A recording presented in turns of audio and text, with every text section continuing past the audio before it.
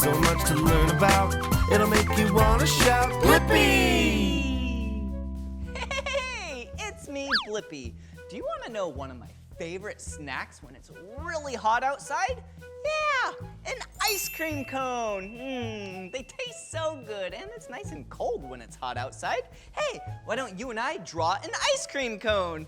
All right, first I'm gonna start with the color purple, and then I'm gonna act like I'm drawing a circle, but I'm gonna stop about halfway.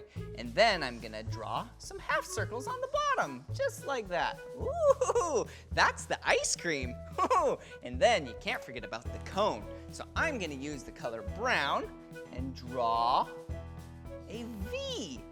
Yeah, if I drew a straight across there, then that would be a triangle. All right, let's connect that, just like that. And then I'm gonna do some stripes. Whoa!